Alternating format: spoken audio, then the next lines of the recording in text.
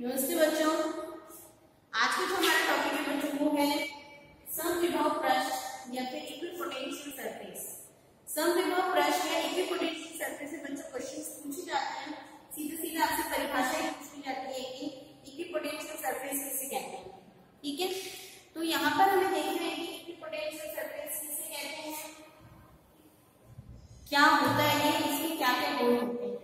ठीक है, तो समविभव पृष्ठ या इक्विपोटेंशियल सरफेस देखो, नाम से पता चल रहा है सम मतलब समान, विभव आप पढ़ चुके हो, पोटेंशियल विभव मतलब एक ऐसा प्रश्न जिस पर प्रत्येक बिंदु पर विभव कैसा हो, समान हो।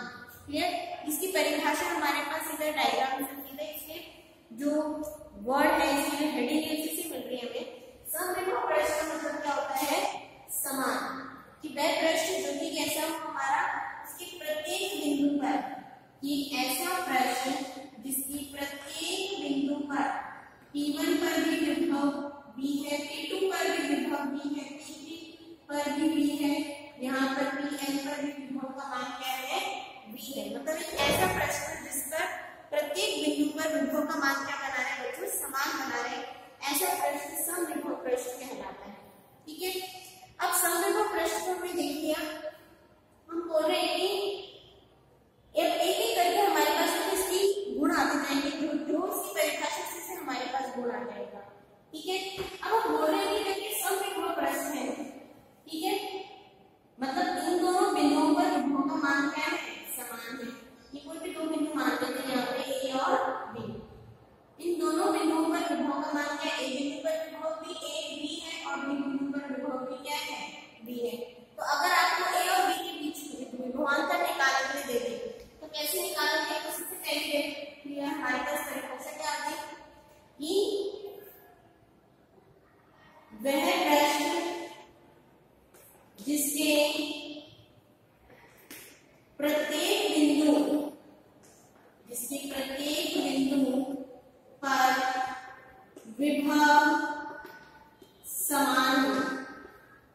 यह यहाँ से हमारे पास इसकी जो क्वालिटी है, या हम कह सकते हैं जो दूसरा गुण है वो इसी से, इसकी पहली परिभाषा से दूसरी से तीसरा, तीसरी से चौथा, ऐसे आगे जाएंगे सीरीज में। सब जो इसकी गुण है वो एक दूसरे से रिलेटेड है। ठीक है, तो अब बोल रहे हैं कि कैसे करेगा, अब ये बोल रहे हैं कि A और B के मध्य में निकालना है विभवांतर। तो विभवांतर की परिभाषा में बताइए B B माइनस B, मतलब मैं एक बिंदु से B बिंदु तक जा रहा है, क्या होगा, B B minus B is equal to E dot D, जो आप पढ़ सकते हैं। लेकिन B B कितना है, B A कितना है, B minus B equals to क्या आ गया, 0 आ गया। It means delta B is equals to क्या होता है बच्चों, 0 होता है। तो ये पहले हमारे पास परिभाषा से दूसरा गुण भी आ गया कि समविभव पृष्ठ कैसे होते हैं। समविभव पृष्ठ में किन्हीं भी दो बिंदुओं के मध्य विभवांतर का मान क्या बना रहता है, 0 बना रहता है। ठीक है, तो दूसरा गुण आ गया हमारे पास, दो बिंदुओं के मध्य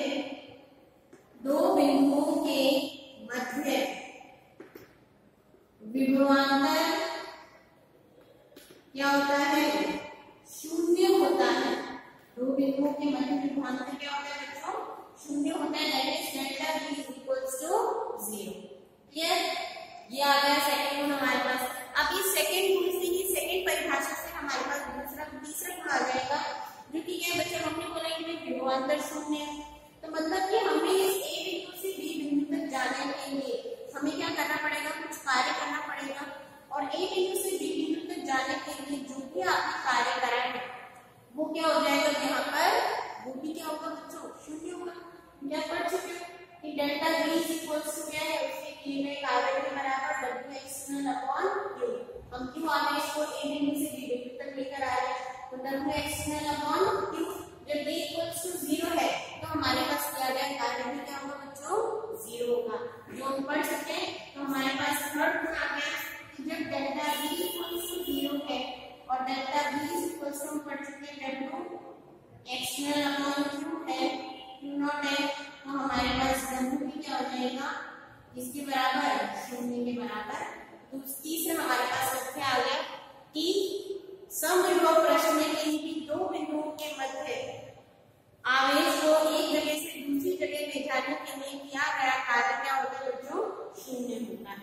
क्लियर। तीसरी कंडीशन आ गई कि किया गया कार्य क्या होता है, शून्य होता है। क्लियर। अब जो किया गया कार्य शून्य है, देख लो एक एक जो हमारे पास गुण आता जा रहा है वो सब ये वाला एक से रिलेटेड, ए से रिलेटेड, और जो चौथा पढ़ेंगे वो तीसरे से रिलेटेड होगा। अब हम बोल रहे हैं कि किया गया कार्य शून्य, और कार्य की परिभाषा में पता है कि कार्य की परिभाषा के W बराबर क्या होता है, F डॉट ds, या F डॉट s। कार्य बराबर क्या होता है, इंटू विस्थापन।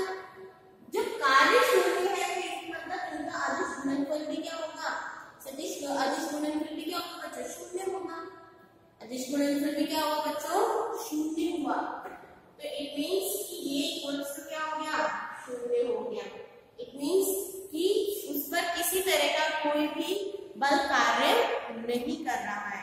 आ रही बात समझ में, उस पर किसी भी तरह का कोई बल कार्य नहीं कर रहा है। इट मींस कि F डॉट ds बराबर, हम F डॉट ds क्या लिख सकते हैं, F ds cos थीटा, और ये W इक्वल्स टू 0, इसका मतलब F ds cos theta is equals to क्या हो गया, 0। W इक्वल्स टू 0, इसका मतलब F ds cos theta equals to क्या हो गया बच्चों, 0 हो गया। ठीक है, दिखाई दे रहा है ये, हमने पढ़ा है कि W बराबर क्या होता है, F डॉट ds, इसको हम क्या लिख सकते हैं, F ds cos थीटा। जब W इक्वल्स टू 0 है हमारे पास, तो F ds cos theta equals to क्या आ जाएगा बच्चों, 0 आ जाएगा। और F ds बराबर 0 कब होगा, जब थीटा इक्वल्स टू क्या होगा हमारे पास, 90 डिग्री होगा। जब थीटा इक्वल्स टू क्या होगा, 90 डिग्री होगा, तभी भी पूरी वैल्यू इक्वल्स टू क्या होगा, 0 हो गया। कार्य क्या होगा, 0 होगा। तो हमारे पास दूसरा तथ्य क्या आ गया कि हम बोल रहे हैं कि एक जगह से दूसरी जगह जाने में किया गया कार्य क्या है, शून्य है। तो किया गया कार्य शून्य तभी होगा जब कि इस पर लगने वाला कार्यरत बल व विस्थापन एक दूसरे के क्या होंगे, कैसे होंगे बच्चों, लंबवत होंगे। अब देखो यहाँ पर तो हमने परिभाषा दी कि F is perpendicular to ds, और हम पढ़ चुके हैं कि हम आवेश कैसे ले रहे हैं, पॉजिटिव चार्ज ले रहे हैं, और पॉजिटिव चार्ज के लिए F जिस दिशा में होता है E भी क्या होती है, उसी दिशा में होती है। सारी चीजें याद रखनी बच्चों, आप लोग सभी दूसरे से रिलेटेड है। पॉजिटिव चार्ज के लिए विद्युत क्षेत्र की दिशा और बल की दिशा दोनों क्या होती है, एक ही दिशा में होते हैं। और अगर हमारा नेगेटिव चार्ज होता है तो दोनों विपरीत दिशा में होते हैं। ठीक है, तो हम पॉजिटिव चार्ज लेके चल रहे हैं तो F और ds एक दूसरे की क्या लंबवत है। तो हमारे पास, और हम ये पढ़ चुके हैं कि पॉजिटिव चार्ज के लिए F और E एक ही दिशा में होते हैं। इट मींस E क्या होगा, E क्या होगा, परपेंडिकुलर टू ds होगा। आगे बात समझ में, इट मींस विद्युत क्षेत्र की जो दिशा होगी वो पृष्ठ की क्या होगी, लंबवत होगी सदैव। तो यहाँ से हमारे पास चौथा संकेत आ गया कि विद्युत क्षेत्र की दिशा सदैव पृष्ठ के, कौन से पृष्ठ के लिए, समविभव पृष्ठ के लंबवत होगी। सदैव क्या होगी बच्चों, समविभव पृष्ठ की क्या होगी, लंबवत होगी। क्लियर है ये चौथा। तो आप देख रहे हैं कि हर गुण एक दूसरे से रिलेटेड है। हमने एक परिभाषा निकाली, जिससे हमने दूसरा गुण निकाला कि समान विभव रहेगा, समान विभव रहेगा, इसका मतलब विभवांतर निकाला। फिर विभवांतर क्या हो गया, शून्य हो गया, कि विभवांतर क्या आ रहा है हमारे पास, शून्य आ रहा है। ठीक है, दूसरा हमने निकाला कि विभवांतर का मान शून्य आ रहा है। इट मींस कि क्या एक बिंदु से दूसरी बिंदु तक जाने में किया गया कार्य की हम परिभाषा पढ़ चुके हैं कि delta V equals to minus W external upon Q not.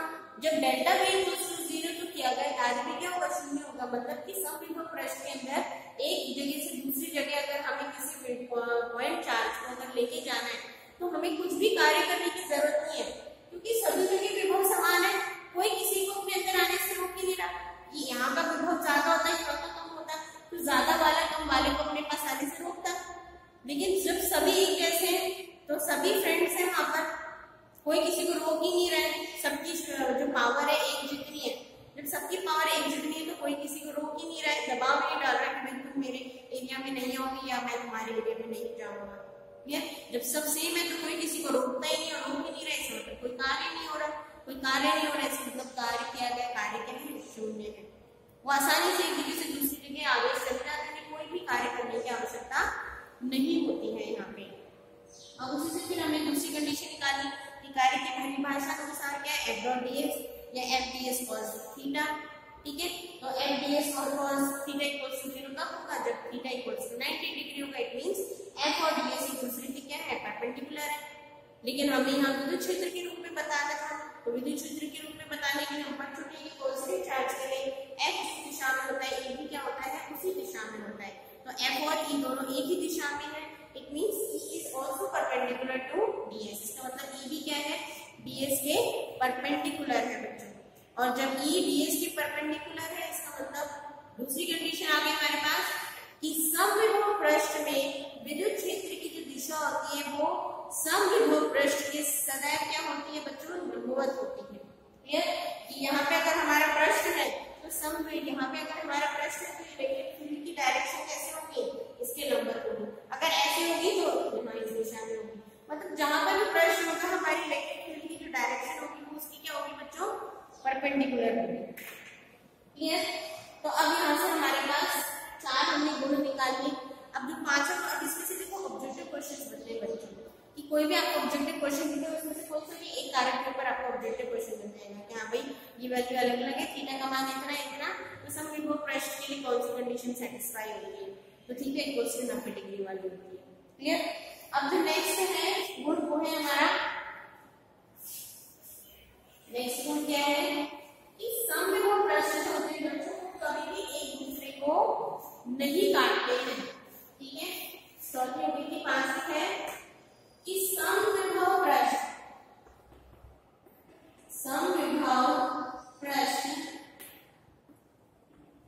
कभी भी एक दूसरे को नहीं काटते।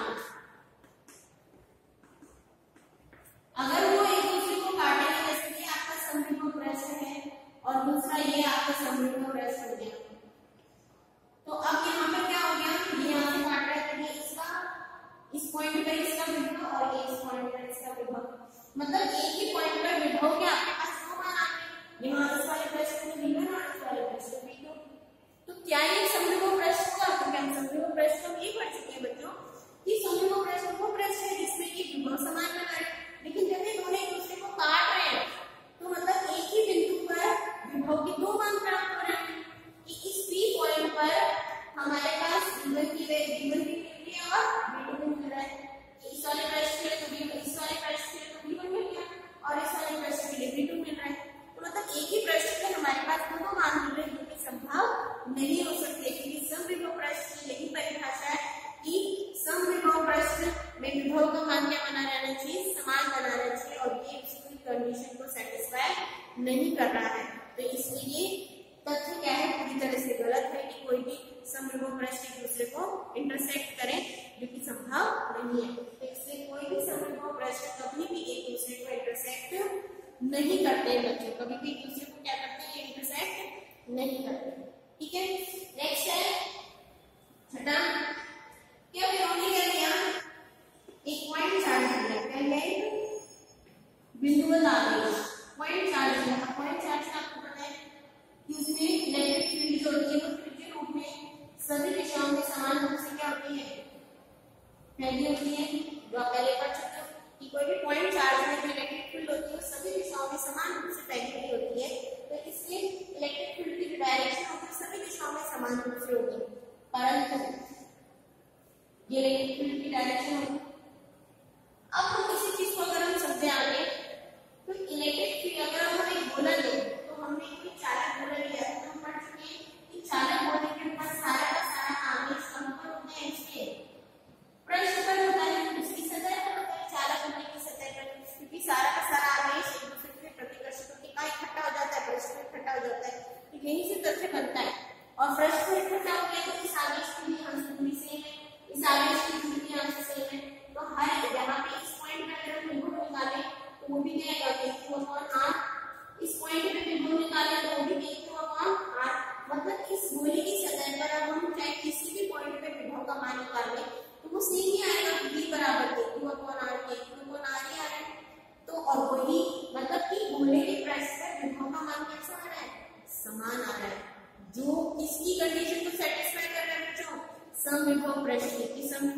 वैसा प्रश्न है जिस पर कि विभव समान। इट मींस यहाँ से कंक्लूजन निकलता है कि कोई भी गोला, कोई भी चालक गोला जो होता है उसकी सतह एक समविभव पृष्ठ की भांति व्यवहार करती है। किसकी तरह व्यवहार करती है बच्चों? समविभव पृष्ठ की भांति क्या करती है? व्यवहार करती है। क्यों व्यवहार करती है? अभी हमने देखा क्योंकि इसकी सतह पर सभी जगह या सभी प्रत्येक बिंदु पर विभव का मान क्या है? समान आ रहा है। सभी की जो दूरी वो कैसी आवेश की केंद्र से समान है। तो यहाँ से कंडीशन आ जाती है चालक गोला किसकी तरह व्यवहार करता है? समविभव पृष्ठ की भांति क्या करता है बच्चों? व्यवहार करता है। हम कह सकते हैं कि चालक की जो सतह होती है वो सदैव एक समविभव पृष्ठ की तरह होती है, क्योंकि उस चालक का जो संपूर्ण आयतन होता है वो क्या होता है? संपूर्ण आयतन उसके पृष्ठ पर केंद्रित होता है और वो समान होता है। इसलिए चालक की जो सतह है, तो हमारे पास क्या कंक्लूजन आ गया कि चालक की सतह किसी भी चालक की सतह सदैव समविभव पृष्ठ होती है। सदैव क्या होती है? समविभव पृष्ठ होती है। फॉर एग्जाम्पल के लिए हमने क्या किया था? एक चालक गोला लिया था। आप अगर इसको अगर और थोड़ा लिखना चाहते हो तो इसको हम इलैबोरेट करके डायग्राम बना देना और फिर इस तरह से बना देना, यहाँ से ऐसे करके बता देना। क्लियर? तो यहाँ से कंक्लूजन आ गया कि चालक गोला क्या होता है? सदैव चालक किसी भी चालक की, जिसने हमने गोले का एग्जाम्पल दिया, चालक की सतह सदैव क्या होती है? समविभव पृष्ठ होती है, क्योंकि उसकी प्रत्येक बिंदु पर विभव का मान क्या बना रहता है? समान बना रहता है। क्यों समान बना रहता है? उसका संपूर्ण आयतन जो होता है वो कहाँ पर केंद्रित है? उसके आगे कहाँ पर केंद्रित है? यहाँ पर सभी जगह आयतन क्या बना रहता है? सेम बना रहता है। क्लियर है? तो बच्चों ये हो गया आपका समविभव पृष्ठ, जो कि बहुत इंपॉर्टेंट है। इस पर बहुत सारे क्वेश्चन आ चुके हैं, बहुत सारे क्वेश्चन पूछे जाते हैं। ऐसे 6 पॉइंट्स हैं जो आपको ध्यान